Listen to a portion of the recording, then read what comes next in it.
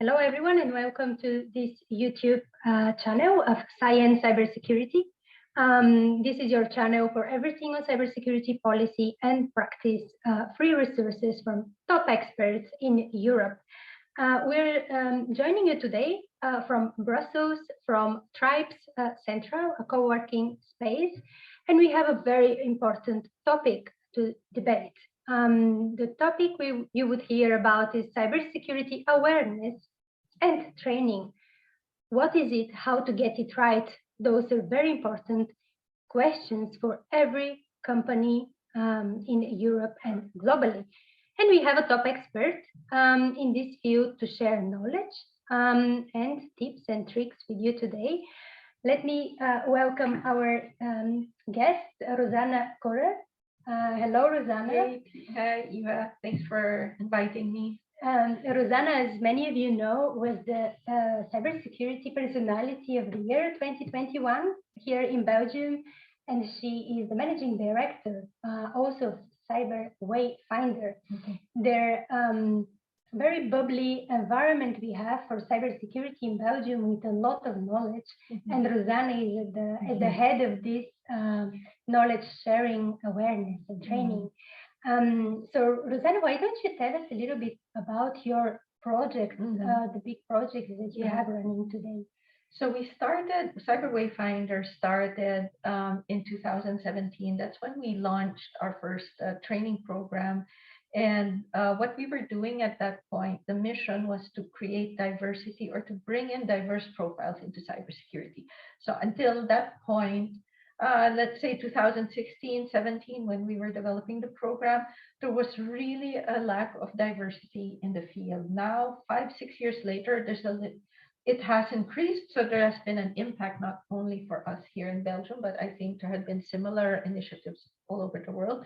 So at that point, what we did was we had to create an upskilling, reskilling program, training program aimed at that point, women, gender. It was really a gender diversity mission. And to get women, and there's also a second diversity issue, is not just the gender diversity, but also, let's say, the knowledge or skills diversity. So to get people from other fields who have their skills in marketing, finance, or legal skills, and to bring these skills into cybersecurity by training them in the basic foundation of security knowledge that they need, that they could join teams, and that they could also, let's say, enrich the skills matrix of the teams that they join.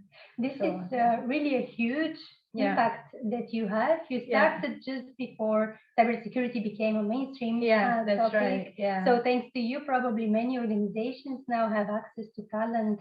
Yeah, at least in Belgium and in Luxembourg, where we're active, we have had some impact already. Especially the first 4 years, we were mainly really women focused, how to get women, usually people who are really good in other fields and are also do not have an IT background or a computer science background, but have valuable transferable skills that are lacking in cybersecurity teams. So in that respect, we have had an impact in Belgium and Luxembourg.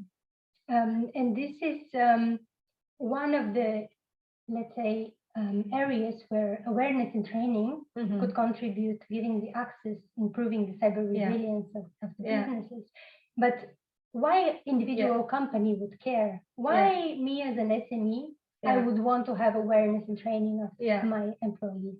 Well, usually your employees right now know the business processes of your company. They know what's your business mission. They knew what's your revenue. They know your revenue model. They know how what kind of third parties you work with. In other words, the people who are working right now in your company know your company the best.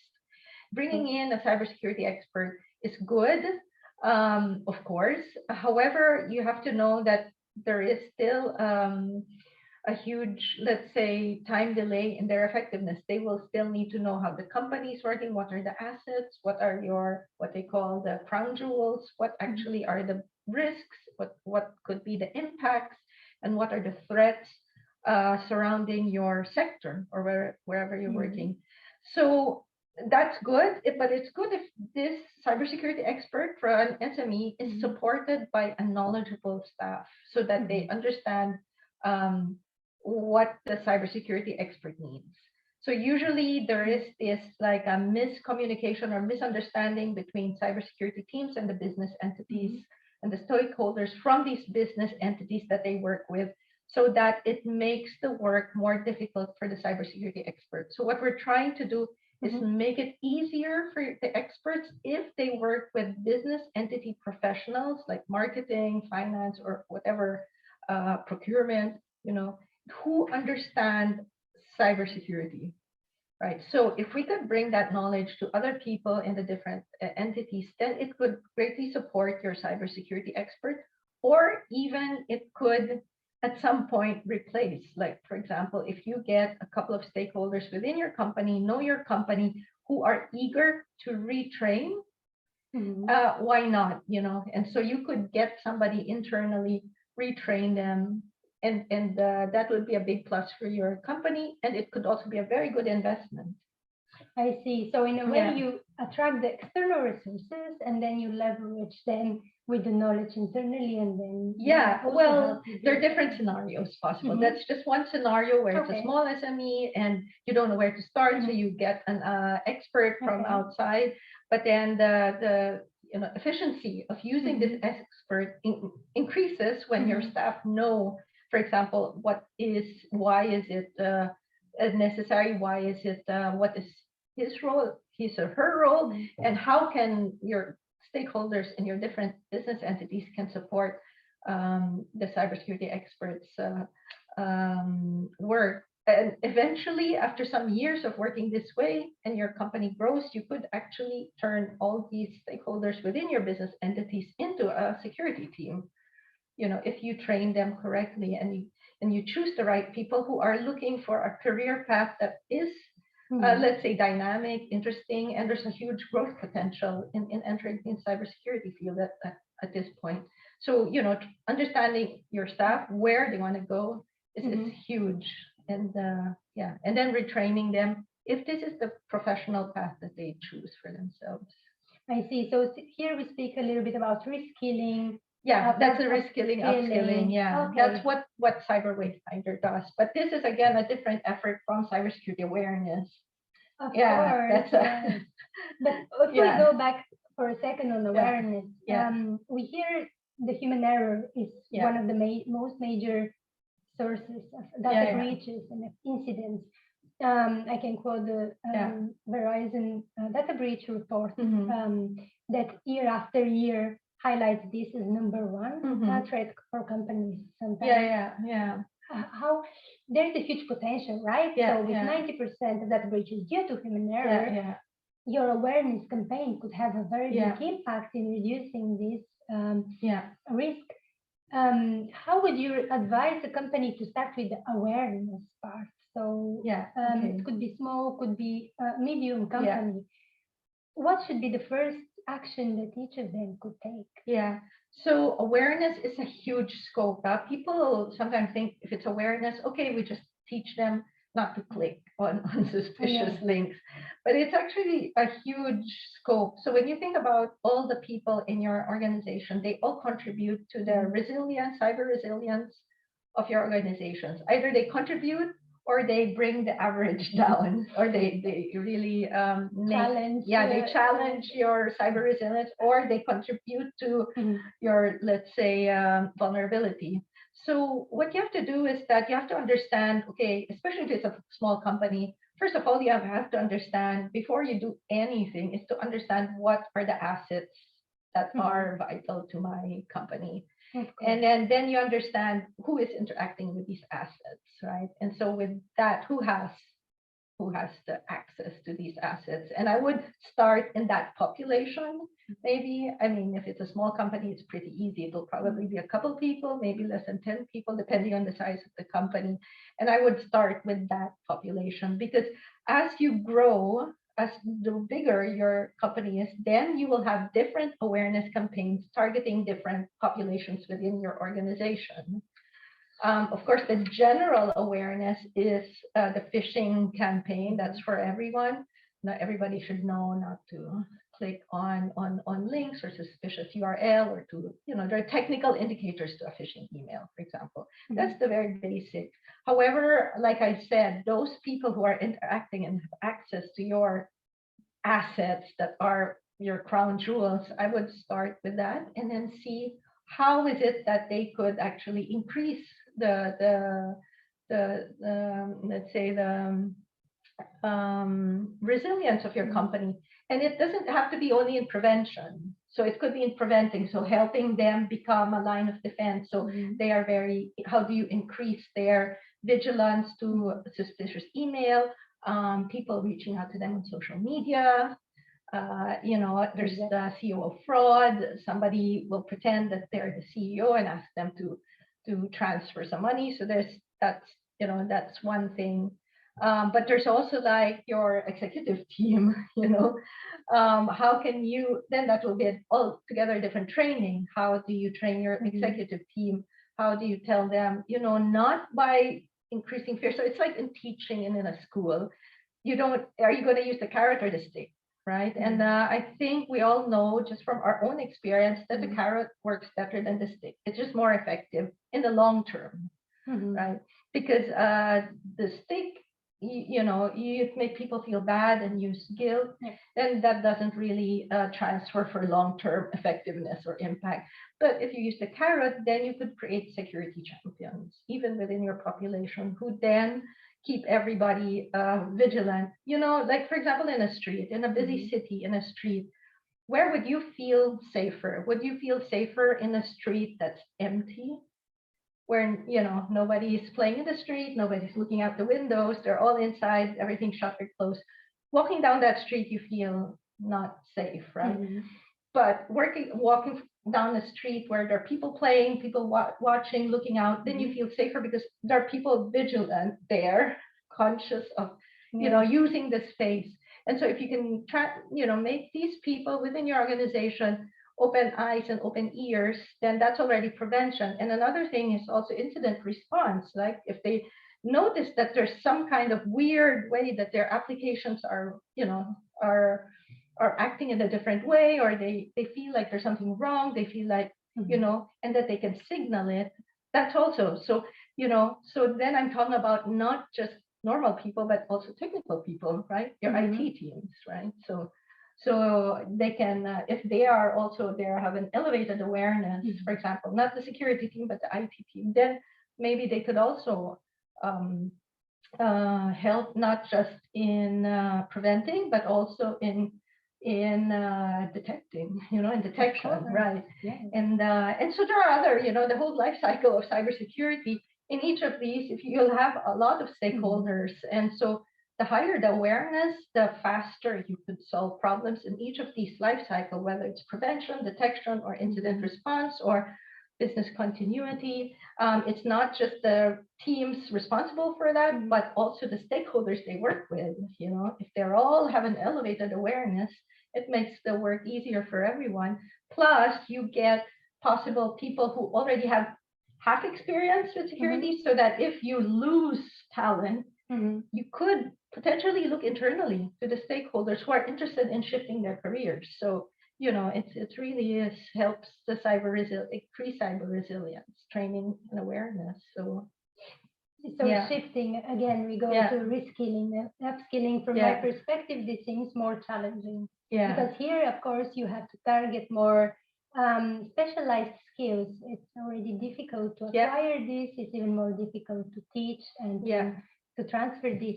Do you have some magic formula, some options that have worked in the past? How? So I've seen so many people shift from really non-technical teams into very technical teams, entering the teams with, let's say, the basic foundation knowledge, but not a lot of technical skills. However, they're coming with something else. So for example, let's say I have somebody coming from a legal background, and she did a little bit of training on all the domains and got a general certification in cybersecurity, right? And then she joins an incident response team where it's highly technical, and she's the least technical. However, because you look at this team, they're all very technical in their own domain.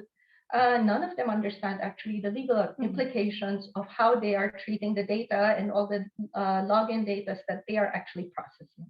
So they have no idea if the way they process this data is actually compliant to GDPR, for example. And so bringing in somebody who has the professional development plan of eventually becoming highly technically skilled, but already joining the team with some basic knowledge and her legal skills, it's a win-win situation for the person joining, but also for the team already. So what she does is she has enriched the skills matrix of this team. So she brought in a skill that nobody else had. But because her long-term plan was to be as technical as everyone else, is that from day one, she was already effective because she had a skill nobody else had. And while she was working, the longer she worked with this team, through working with the content that the team was working on, and because she was smart, you can learn these things, within 1 or 2 years, you could acquire these technical skills on the job while you are contributing with your transferable skills. Yeah. This is a message that I always like to pass, and I'm so happy to hear it from you, experts in reskilling and upskilling. Cybersecurity is so much about this other knowledge and skills, the soft skills. It's about the knowledge of the business, communication, laws, society as well, and how people act, behavior, if you wish, psychology can be very relevant definitely as well. So this is one good point, I think, to raise awareness on the fact that different skill sets are required and could specialize in cybersecurity. But how do you as an expert convince this recruitment agency or CEO that they should be open-minded when they look for candidates to fill cybersecurity? So that is the huge challenge. So back in 2017, it was a real challenge because there were less people doing it. Now there is an increase and there are a lot of success stories out there. So for now, all you have to do is highlight some of the success stories to make it easier for people in decision-making roles like HR officers, managers, directors, or even CEOs or CIOs who are thinking of expanding their staff and they don't know where to get, and looking at the other skill sets of others, but only seeing the lack of the skill set that they have. You can, and this is what we do. We try to pitch by saying these are use cases that we've had. We have all these examples that have been, in the end, have worked out, and also providing maybe a simple framework for how to analyze, okay, would this person fit in the role, even if this person doesn't have the skills right now, you could see the potential, plus this person brings in a skill set that you don't have. So it's very hard and tedious, but like I said, 5-6 years ago, it was even more difficult. So I think that, we're slowly getting there, but I also have to say, sometimes I also ask them, look around your security team right now, and look at all of them and try to see which one of them actually has a technical background or not. And you'll find out that maybe less than half do not have a technical background. That means there are some companies where they're transferring you into a security team without knowledge, but they just do it because internally every 5 years they have to rotate people. Right? They do it anyway for internals, right? And so there are a lot of cybersecurity professionals who have had their start this way. Companies taking because there's this process of rotation within a company that they're naturally rotated, and they liked it and they stay.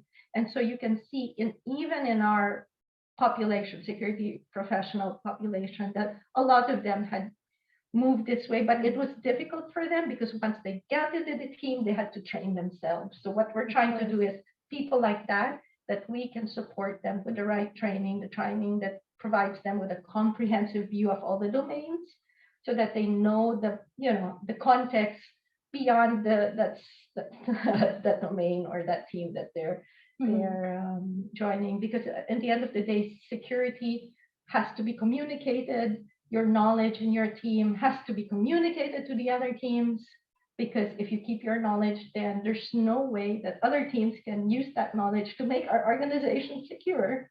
you can do a penetration test, but if you don't know how to communicate your results in a way that understands people, okay, what's our plan of action now based on these results, then you can be the best penetration tester. But if you do not know how to communicate your results and have no way of being able to effectively communicate your recommendations, then there's no added value. So indeed, someone needs to look at these technical profiles and these other missing gaps in the system. And many of our viewers might say, okay, this is typical HR job, right? It's their responsibility to fill these gaps. Who do you think effectively, when it comes to cybersecurity, where we also have the risk to fall in directly in IT niche, who in the organization is best placed to launch this initiative on cybersecurity awareness and training? I think it really has to be both the HR, let's say the HR stakeholder and the security stakeholder, with the support of the C-level executive. So we cannot do it alone as a for now, because it's still, like you said, it's a challenge, and you have to know hiring people is a high risk activity. Because it's a high risk, right? And this is why people are always investing in HR, because we know that hiring is just a risk. You have 50-50 chance of hiring the right person or not. And so how do you lessen the risks for these people? And that's why we say, well, we lessen the risk by making sure that the person we recommend is actually highly motivated, highly skilled in the previous job, so they have skills that they could bring in, they have an added value to the team, and that they work hard. And you can prove this if they have at least the starter certification or entry-level certification by a well-known security organization like ISC Square or ISACA or whatever. Cyber Wayfinder, we recommend our training. We help them. We give them the basic foundation, and then after that, we recommend based on what their career path is, that to at least get the entry level. That this way, whoever hires them, whether the one making the decision is the HR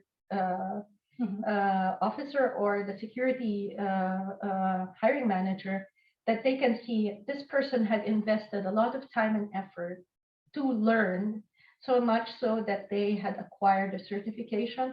It lessens the risk for a hiring manager and for an HR manager. So understanding that hiring is not just because they're not they don't want to hire diverse profiles. No, it's just that for them, they're weighing their risks as well. So try to understand, okay, how can I help that person hire me? Well, you lessen the risk for them by giving them more reasons why they should hire you. And one step is a certification really helps for entry-level roles. I see. And this is from the perspective of the candidate. From the perspective of the company, do you have any specific resources that they could also use to start their own training and awareness for cybersecurity? There are a lot of resources out there. I mean, and especially if you have already a security team, first of all, what you could do is you can get the knowledge that is already in your security team. Ask in your security team, are you willing to mentor? Are you willing to tutor? And this is already important. This is already a step up. Like, you could get somebody in, maybe they don't have training yet, but they have a mentor who's willing to tell them, okay, for this role that I'm giving you, you have to go and read up on this. And they can point to books, they can point to frameworks and regulations, standards that are readily available online, that they could, there are a lot of stuff online that's free. So including our YouTube channel. So this is like something that, and sometimes if they're motivated, they even go out and reach out and try to look and curate the materials themselves. But of course, they like to know, okay, which one is good or not. They will have to fall back on a mentor. So I would say really is try to get your security team to support this kind of effort. That's the best way. Or if you don't have security team, anyone with interest in security will do. As you said, Rosanna, there's a lot of free materials. And if you are one of those people working in any kind of sector that is not cybersecurity specific, you could always reach out to Rosanna. You can reach out to me on LinkedIn. And learn about the Cyber Wayfinder programs, which could specialize you in cybersecurity, give you additional knowledge so that then you could apply it and be this mentor for others. This, I think, already knowing it's a huge benefit for everyone to have a hand of help, as well as I have to thank you, Rosanna, for being here with us, contributing to our channel, our audience, but also for the work you do, raising this big awareness, making it the new normal for business leaders and HR agencies to understand that cybersecurity goes much beyond the technical. Thank you so much. Thank you. So for everyone, follow Rosanna on LinkedIn, and she will be happy to help you. We'll meet again in October with another session of expert interview on cybersecurity.